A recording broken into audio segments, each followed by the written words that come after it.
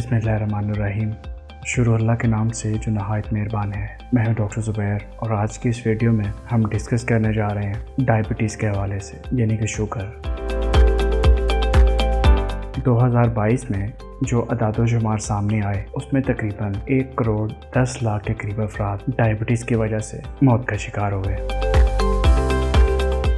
पाकिस्तान में भी 100 में से 30 अफराद जो है वो डायबिटीज़ का शिकार हो चुके हैं। मगर वो अफराद जो कि डायबिटीज़ के शिकार हैं, यानी कि शुगर की बीमारी में मुब्तला हैं, वो भी इसके बारे में बहुत कम जानते हैं। उनके लिए शुगर बस इतना ही है कि एक छोटी सी टैबलेट खा लो और हंसी खुशी ज़िंदगी गुजारो। आम तौर पे जब भी किसी मरीज़ को शुगर होती है और वो डॉक्टर के पास जाता है तो डॉक्टर जो है वो उसको ये बताता है कि अब ये बीमारी पूरी ज़िंदगी चलेगी और इस बीमारी का इलाज सिर्फ एक टैबलेट है जो आपको लेनी है खाने के बाद या खाने से पहले, और फिर आप इसे अपनी ज़िंदगी का हिस्सा बनाकर चल पड़ते हैं और डेली की एक गोली आपकी रूटीन का हिस्सा बन जाती है और इसी तरह वक्त गुजरता रहता है। शुगर है क्या? शुगर होती क्यों है? क्या शुगर ख़त्म हो सकती है? तो इसका जवाब है जी, शुगर जो है वो काबिल इलाज है, लेकिन इसके लिए 2 चीज़ों का एक साथ चलना बहुत ज़रूरी है। एक नॉलेज और दूसरा इम्प्लीमेंट, यानी इसके बारे में आपके पास सही इल्म होना चाहिए। आपको पता होना चाहिए कि बीमारी क्यों है और इस बीमारी को ख़त्म करने के लिए आपको क्या करना है और उसको अमली तौर पर अपनी ज़िंदगी का आप हिस्सा बनाएं। तो चलिए वीडियो का आगाज़ करते हैं। इस वीडियो में कोशिश करूंगा कि आपको सादा से सादा अल्फाज में समझा सकूं। अब यहाँ पे एक चीज़ को अच्छे तरीके से समझ लें, कार्बोहाइड्रेट्स ये क्या होते हैं। सिंपल अल्फाज में समझाऊँ, ऐसी कोई भी खुराक यानी कोई भी ऐसी चीज़ जो आप खुराक के तौर पे खाते हैं और वो आपके स्टमक यानी कि मैदे में जाकर शुगर में कन्वर्ट हो जाए तो उसे हम कार्बोहाइड्रेट्स कहेंगे। अब जैसे ही आप कुछ खाते हैं और वो खाना आपके मैदे में जाता है और वहाँ पे वो शुगर में कन्वर्ट होता है, वो कन्वर्ट होने के बाद आपके स्टमक से यानी कि आपके मैदे से आपके ब्लड में शामिल होता है और ब्लड जो है वो वेन्स के ज़रिए आपकी पूरी बॉडी में सर्कुलेट करता है, यानी कि आपके पूरे जिस्म में खून की रवानी होती है। अब जो शुगर लेवल ब्लड में पाया जाता है, ब्लड ने तो उस पर कोई यूज़ नहीं करना। ब्लड तो एक ऐसा लिक्विड है जो बेशुमार प्रोसीजर्स को आपकी बॉडी में कैरी करता है और जिसकी जितनी ज़रूरत है वो डिलीवर कर देता है। इसी तरह अब आपके मैदे के नीचे एक गदूद होती है जिसको मेडिकली जो है वो पेंक्रियाज कहा जाता है, उर्दू में उसे लबलबा कहा जाता है। तो जो पेंक्रियाज होता है या लबलबा जिसे उर्दू में कहते हैं, उसमें इंसुलिन नाम एक ऐसी रतूबत जो है वो पैदा होती है जो आपके ब्लड में शामिल होती है और शामिल होने के बाद ब्लड में मौजूद शुगर को कैरी करती है और ब्लड से निकाल कर वो आपकी बॉडी के जो सेल्स होते हैं उनको डिलीवर कर देती है। इसी तरह आप फिर कुछ ऐसा खाते हैं जिसमें शुगर होती है या जो शुगर में कन्वर्ट हो जाता है। फिर सेम प्रोसीजर, यानी शुगर जो है वो ब्लड में शामिल हुई, इंसुलिन ने आके उसको कैरी किया और फिर आपकी बॉडी के सेल्स में स्टोर कर दिया। अब आप मुसलसल जो है ऐसी चीज़ें खा रहे होते हैं जिनमें शुगर होती है और इंसुलिन जो है वो उनको सेल्स के अंदर स्टोर कर दी जाती है। लेकिन फिर एक वक्त ऐसा आता है जब जो सेल्स होते हैं, जब सेल्स खुद को लॉक कर लेते हैं क्योंकि उनके अंदर ऑलरेडी शुगर इतनी मौजूद होती है जितनी कि आपकी बॉडी को रिक्वायर है। अब क्योंकि ब्लड में जो है वो शुगर मौजूद है, अब ब्लड की जो शुगर है वो किधर जाएगी? तो फिर क्या होता है कि आपकी बॉडी में जो पेंक्रियाज होता है वो ज़्यादा इंसुलिन क्रिएट करता है। ज़्यादा इंसुलिन क्रिएट करने की सूरत में फिर क्या होता है कि वो इस काबिल हो जाता है कि ज़बरदस्ती आपके ब्लड में से शुगर को कैरी करे और कैरी करने के बाद आपकी जो बॉडी के सेल्स हैं उनके अंदर इंजेक्ट कर दे। अब जैसे जैसे शुगर लेवल इंक्रीज़ होता जाएगा आपकी बॉडी में, वैसे वैसे जो इंसुलिन की प्रोडक्शन है वो भी बढ़ती चली जाएगी और नतीजा क्या होगा कि इंसुलिन रेजिस्टेंस जो है वो क्रिएट हो जाएगी। अब इंसुलिन रेजिस्टेंस क्या होती है? यानी आप ये समझ लें कि जैसे जैसे आपके ब्लड में शुगर लेवल जो है वो इंक्रीज़ होता चला जाता है क्योंकि आप मुसलसल खुराक की सूरत में ले रहे हैं, तो वैसे वैसे जो इंसुलिन है उसकी प्रोडक्शन का लेवल भी जो है वो बढ़ता चला जाता है और वो ज़बरदस्ती आपकी बॉडी के सेल्स में शुगर को ऐड करना शुरू कर देती है। अब क्योंकि आपके बॉडी के जो सेल्स हैं उनमें ऑलरेडी बहुत ज़्यादा शुगर जो है वो स्टोर हो चुकी है, अब जितनी तो बॉडी को ज़रूरत थी वो सेल्स ने इस्तेमाल कर ली। अब जो बाकी शुगर एक्स्ट्रा आ रही है, सेल उसका क्या करेगा? तो सेल क्या करता है? तो सेल उसको फैट यानी कि चर्बी में तब्दील कर देता है, जिसकी वजह से आप मोटापे का शिकार हो जाते हैं। अब जैसे ही आप मोटापे का शिकार होते हैं, जब आपका वज़न बढ़ना शुरू हो जाता है तो आपकी बॉडी में جو سب سے اہم تبدیلی آتی ہے وہ یہ آتی ہے کہ آپ کا بلڈ پریشر ہائی ہونا شروع ہو جاتا ہے، اور جیسے ہی آپ کا بلڈ پریشر ہائی ہونا شروع ہوتا ہے تو آپ میں ہارٹ اٹیک کے چانسز بہت زیادہ بڑھ جاتے ہیں۔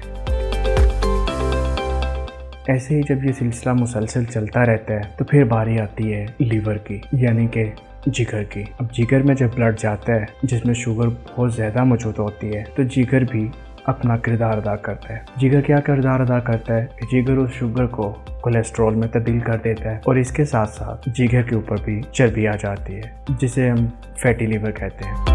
اسی طرح آپ کے بلڈ میں موجود شوگر جو ہے اس کی وجہ سے ہی آپ کی جو وینز ہوتی ہیں وہ بلاک ہونا شروع ہو جاتی ہے، اور وینز میں رکاوٹ آنے کی وجہ سے آپ کی جو وینز ہیں وہ بلاک بھی ہوتی ہیں اور سیویئر کنڈیشن میں وہ بلاسٹ بھی کر سکتی ہیں۔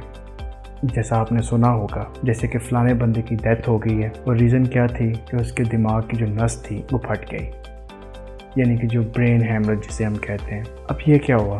بات تو صرف اتنی تھی کہ آپ نے کچھ ایسا کھایا جو میٹھا تھا، لیکن پھر آپ نے مسلسل کھایا تو پہلے شوگر تھی، شوگر کے بعد جو ہے موٹاپا آیا، موٹاپا آنے کے بعد ہارٹ پیشنٹ بن گئے، ساتھ ہی فیٹی لیور، اور اب وینز کا مسئلہ، اور اس کے بعد دماغ تک نوبت پہنچ گئی۔ لیکن ٹھہریے ذرا، بات صرف یہیں پہ نہیں ختم ہوتی، تھوڑا سا آگے بڑھتے ہیں۔ اب اتنے فالٹس کریٹ ہونے کے بعد آپ کو کڈنیز کا مسئلہ ہونا طے ہے، یعنی آپ کے گردے جو ہے وہ بھی پراپر کام کرنا چھوڑ جائیں گے۔ اب آتے ہیں اس کے سلوشن کی طرف۔ تو اسی چیز کو آپ الٹ کے دیکھیں تو آپ بہتر طریقے سے سمجھ پائیں گے کہ آپ کو کرنا کیا ہے۔ آپ نے خوراک کے طور پہ کچھ کھایا، وہ آپ کے معدے میں جا کے شوگر میں کنورٹ ہو گئی، اب وہ شوگر آپ کے بلڈ میں شامل ہو گئی۔ اب بلڈ میں سے انسولین کو کیری کیا، اور کیری کرنے کے بعد آپ کی باڈی کی جو سیلز ہیں ان میں جو ہے وہ گھسا دیا۔ بس اسی بات کو سمجھیں، اتنا ہی آپ کو کرنا ہے۔ اب اگر آپ ایسی خوراک نہیں لیں گے کہ جس کی وجہ سے آپ کی باڈی میں شوگر جنریٹ ہو اور وہ آپ کے بلڈ میں شامل ہو، اتنی سی بات ہے، بہت ہی سمپل، اتنے سادہ الفاظ میں اور اتنی سمپل سی ایگزامپل کے ذریعے سمجھانے کی کوشش اس وجہ سے کی گئی کہ وہ افراد جو بالکل بھی علم نہیں رکھتے، جو پڑھے لکھے نہیں ہیں، وہ بھی اس بات کو سمجھ کے اپنا علاج کر سکیں اور دوائیوں سے ہمیشہ کے لیے جان چھڑوا سکیں۔ اب جیسے ہی آپ اپنے ڈائٹ پلان کو کچھ اس طرح سے مینیج کریں گے کہ جس میں کاربوہائیڈریٹس یعنی کہ وہ غذا شامل نہیں ہوگی جو آپ کی باڈی میں جا کے شوگر میں تبدیل ہو جاتی ہے، تو جناب تو آپ کو جو شوگر کا مسئلہ ہے تو اس کو بیک گیئر لگ جائے گا، اور نتیجتاً آپ کی جو شوگر ہے وہ جڑ سے ختم ہو جائے گی۔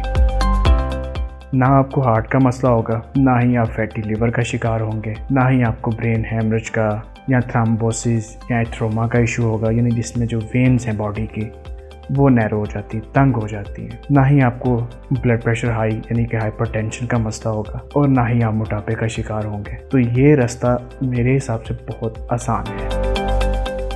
اب جیسا کہ ویڈیو کے سٹارٹ میں میں نے آپ کو بتایا تھا کہ اگر دو چیزوں کو آپ اچھی طرح سے سمجھ لیں اور اس کو اپلائی کر دیں تو یہ مسئلہ سولو ہو جائے گا۔ نمبر 1 پہ میں نے کہا تھا نالج، جو کہ مجھے پوری امید ہے کہ اس ویڈیو کو یہاں تک دیکھنے کے بعد آپ حاصل کر چکے ہوں گے۔ امپلیمنٹ یعنی آپ نے اس پہ عمل کس طرح سے کرنا ہے۔ ابھی فردر یعنی کہ مزید میں آپ کو گائیڈ کرتا ہوں۔ آپ نے اپنی ڈائٹ میں ان چیزوں کا استعمال کرنا ہے جن میں کاربوہائیڈریٹس نہ ہوں، یعنی کہ ان چیزوں سے آپ نے مکمل پرہیز کرنا ہے، ان چیزوں کو اپنی زندگی سے نکال کے باہر پھینک دینا ہے جو چیزیں آپ کی باڈی میں شوگر کریٹ کرتی ہیں۔ جب خوراک کی صورت میں آپ کی باڈی میں شوگر نہیں جائے گی، وہ چاہے آپ کسی بھی فارم میں لیں، چاہے وہ کاربوہائیڈریٹس کی صورت میں لے رہے ہیں، چاہے آپ یہ چینی، کولڈ ڈرنکس، وٹ ایور، آپ کسی بھی فارم میں اگر آپ اپنی باڈی میں شوگر کو ان نہیں ہونے دیتے جو آپ کے معدے میں جا کے شوگر میں کنورٹ ہو جاتی ہے، جن کو کاربوہائیڈریٹس کہتے ہیں، تو آپ کا جو پینکریاس ہے یعنی کہ جو لبلبہ ہے وہ کسی صورت بھی زیادہ انسولین پروڈیوس نہیں کرے گا، اور جب وہ زیادہ انسولین پروڈیوس نہیں کرے گا تو IR کا ایشو جو آپ کی باڈی میں کریٹ ہو رہا ہے یعنی کہ انسولین ریزسٹنس وہ بھی کم ہو جائے گی، اور اس کے کم ہونے کی صورت میں آپ کی شوگر بھی کم ہو جائے گی، اور جب یہ سب چیزیں نارمل ہو جائیں گی تو شوگر کا نام و نشان بھی نہیں رہے گا، اور نہ ہی آپ کو ساری زندگی میڈیسن کا یوز کرنا پڑے گا۔ آج کی ویڈیو میں اتنا ہی۔ نیکسٹ ویڈیو میں ہم آپ کو شوگر کتنے ٹائپ کی ہوتی ہے اور اس کے فردر کیا ٹریٹمنٹس ہو سکتے ہیں، اور کون سا ایسا ڈائٹ پلان ہے جو آپ کو فالو کرنا ہے، جو آپ کو یہ سمجھنے میں مدد دے گا کہ ایسی کون سی کھانے کی چیزیں ہیں جن میں کاربوہائیڈریٹس نہ ہونے کے برابر ہوتے ہیں، جس سے آپ کی باڈی مکمل طور پر انرجی بھی حاصل کرے گی اور آپ کا شوگر لیول بغیر میڈیسن کے ہی کنٹرول میں رہے گا۔ اپنا بہت سا خیال رکھیے گا۔ ڈاکٹر زبیر کو اجازت دیجیے، انشاءاللہ نیکسٹ ویڈیو میں ملتے ہیں۔ ٹیک کیئر، اللہ حافظ۔